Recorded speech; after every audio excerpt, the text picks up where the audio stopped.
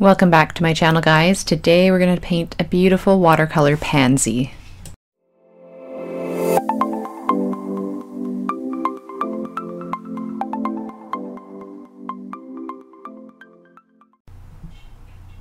Here's my inspiration picture for my painting, and this channel is all about learning how to paint flowers and botanicals.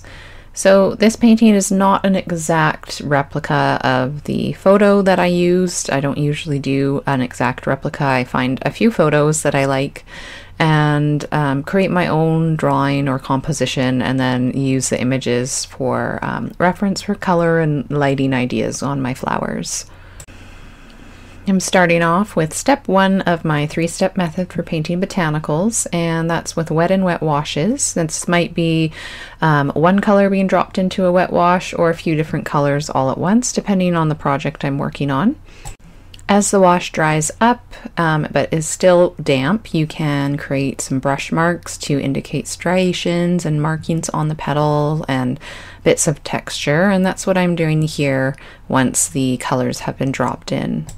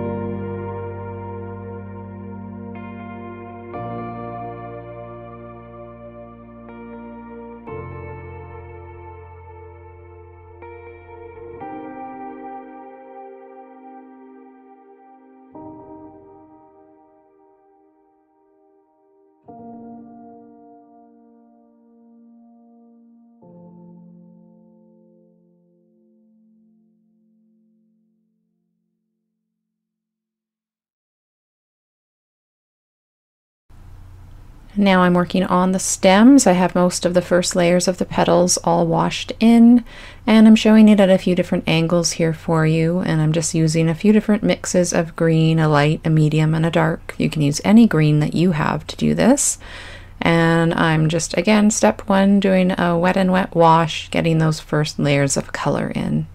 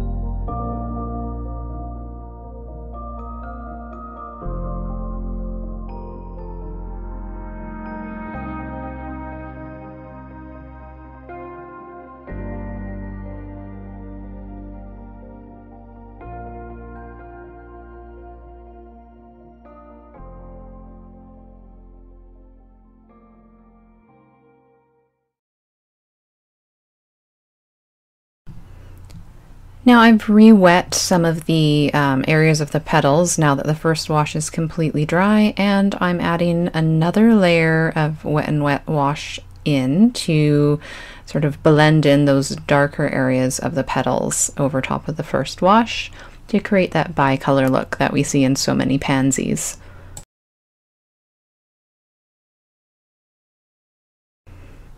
And I'm making sure I wet the entire petal so that there's no hard lines being created, and I'm not putting color all over the petals so that some of that first wash does show through.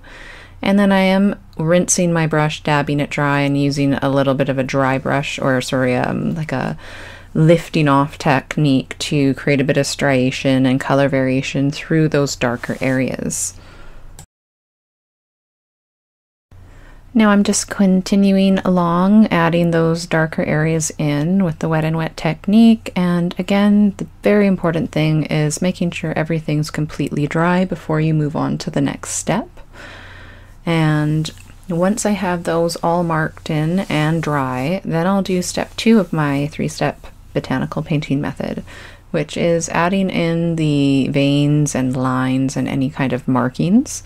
So I'm doing that with I think it's a 00 brush I'm using with a darker blue, and I'm just keeping my brush tip very upright and making thin little striations and lines showing the little veins on the pansy petals.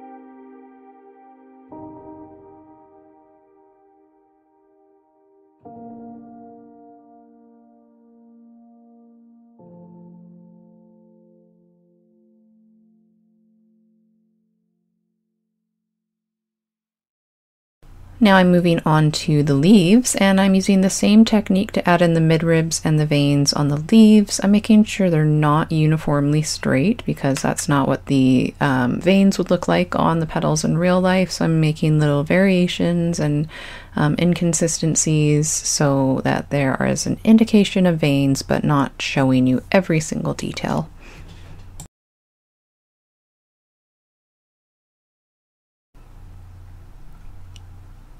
After that's done, another thing I'm going to move on with is sort of starting to balance the painting. So moving back to the flowers, I'm starting with step 3, which is to do wet on dry, so a darker color of wet paint on dry paper that I then rinse my brush out really quickly and blend out one of the edges. So these are a combination of little graded washes everywhere that I'm creating to make more shadows and definitions on the flowers and the leaves. So I'm doing that on the petals of the pansy right now, and I'm going to go around and add enough in until I feel like I have that shape and definition I'm happy with.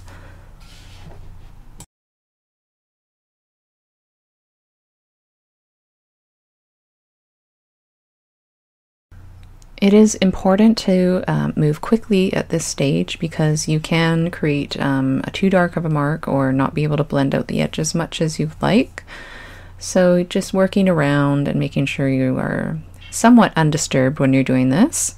And now I've just moved on to doing the same thing on the leaves. So it's exactly the same technique. I'm using the darkest green I've mixed up now, and again, creating shadows and overlaps, and more definition on the leaves.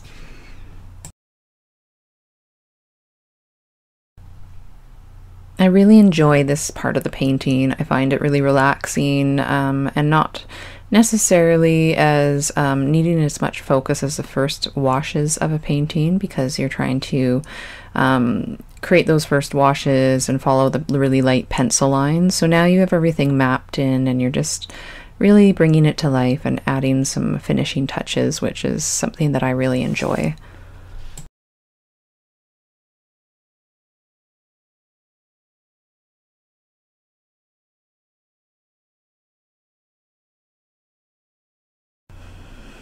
Now I'm going to be going around and creating the same sort of definition and a much higher contrast on the stems. I want to make sure that the areas that connect under the petals and overlap with the leaves are much darker, and I usually make them darker than I would first think to make them, because you want to actually exaggerate the contrast in your painting because you're trying to make a 2D object look 3D.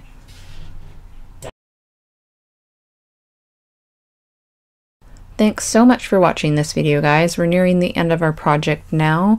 If you liked it, please give it a thumbs up and subscribe to my channel. It really helps me trend on YouTube so I can make more videos for you every week. And please leave a comment below. I'd love to hear from you. Let me know what your favorite flower is.